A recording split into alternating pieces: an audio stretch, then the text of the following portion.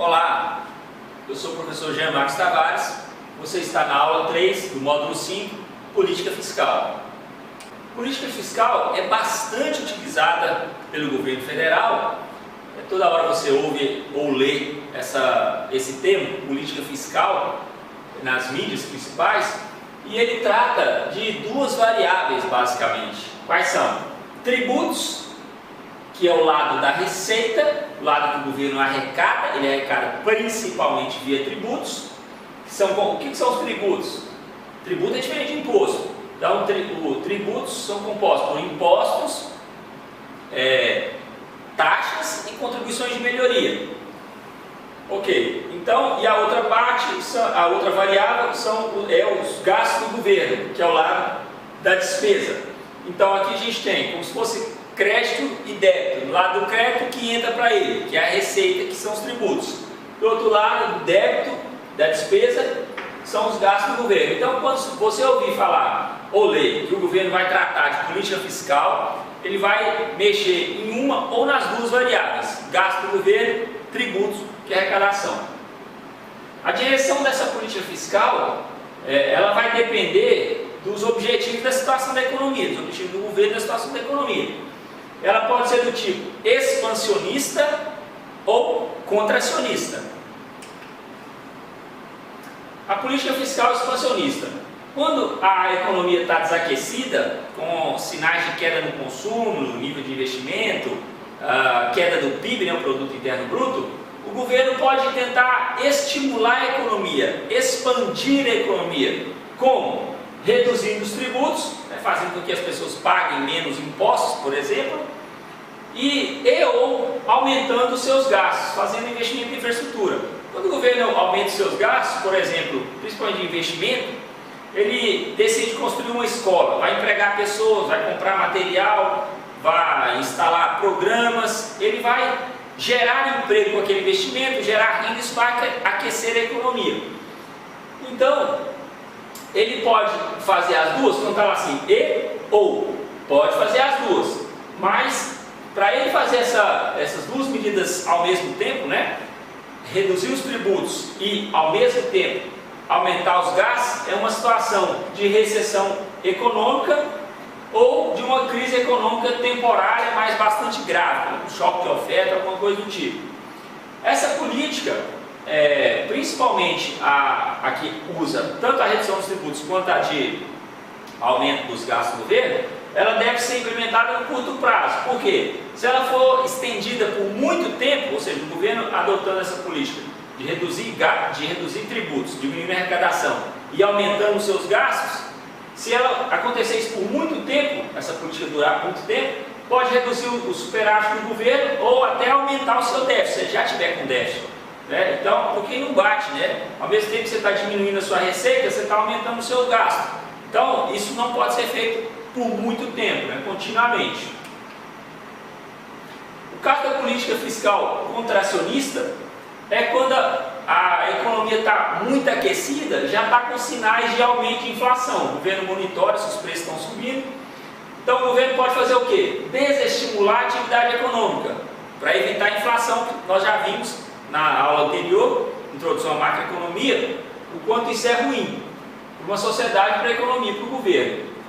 E para as empresas. Então, o governo pode fazer o quê? Quando a economia está muito aquecida, ele pode adotar uma política fiscal contracionista, aumentando os tributos, aumentando os impostos, imposto de renda, ICMS, o que for, e reduzindo ou suspendendo seus gastos, por exemplo, com despesas de custeio, preferencialmente porque diminuindo o investimento em escolas, hospitais, etc.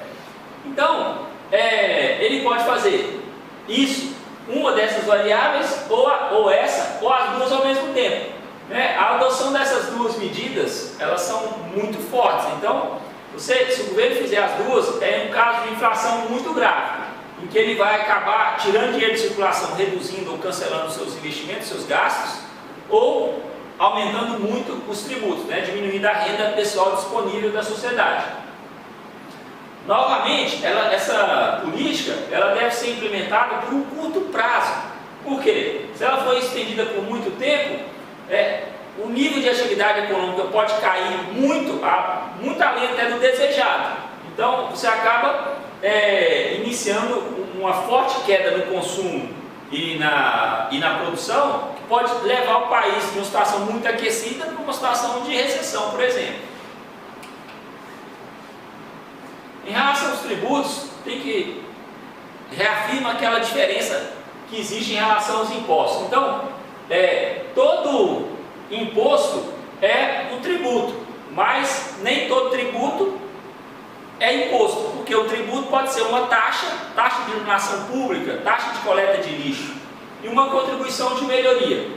Os impostos podem ser classificados em duas categorias: diretos, são aqueles que incidem sobre a renda e sobre o patrimônio. Então, quem que é o responsável pelo recolhimento? A própria pessoa física ou jurídica, que vai lá e paga. Então, imposto de renda é exemplo clássico. E o imposto indireto? São impostos que incidem sobre as transações entre de bens e serviços. A base de cálculo incide sobre o valor das transações. Então, o ICMS, que é Imposto de Circulação de Mercadoria e Serviço, Imposto sobre a Circulação de Mercadoria e Serviço, o IPI, que é Imposto sobre o Produto Industrializado, é um exemplo de imposto indireto que incide sobre as transações. É indireto também porque não sou eu que vou, o cliente que vai recolher. Você paga o produto, a empresa que te vendeu vai repassar esse ICMS para o governo. Então, essas contribuições de melhoria, vou ressaltar essa questão aqui ainda, que significa o quê? O governo ele pode fazer uma melhoria numa região bem específica, por exemplo, uma ponte, uma melhoria numa barragem, que vai beneficiar uma região muito específica, e ele pode cobrar uma contribuição de melhoria por isso. Ele pode ratear essas despesas, a despesa entre ali os beneficiados, e fazer essa cobrança. Por fim, além dessa classificação indireto e indireto, a gente tem a classificação dele em termos de cobrança, né? Então ele pode ser progressivo, regressivo e neutro. Neutro, se a renda aumentar, o imposto aumenta na mesma proporção. Esse é um caso difícil e não existe nem no Brasil. O imposto principal é o progressivo, que é o quê? Se a renda aumentar, o imposto ele aumenta mais que proporcional. Seria o caso do imposto de renda. Você vai ganhando mais, vai pagando mais em termos proporcionais. É claro que no Brasil a gente poderia ter mais faixas, né, de imposto, e que a gente tem várias faixas, né, com a progressividade, mas ela poderia ser mais. E o outro é o imposto regressivo, que é que se a renda aumentar, o imposto aumenta menos que proporcional. Isso é muito complicado para a distribuição de renda. Por quê? Porque no ICMS, então veja, vamos dar o caso do ICMS. Uma pessoa que ganha um salário mínimo, compra um produto e paga 15% de ICMS. A pessoa que ganha 10 vezes mais que a outra, ela paga a mesma alíquota de imposto. Então isso é como se fosse um imposto regressivo. Eu ganho mais e pago proporcionalmente menos. Isso é muito complicado para a economia, para a distribuição de renda principalmente. Ok, o que você deveria fazer agora? Testar seus conhecimentos sobre política fiscal. Então te convido aí para a aula 4, desse mesmo módulo, módulo 5, exercício de política fiscal. Muito obrigado e até a próxima.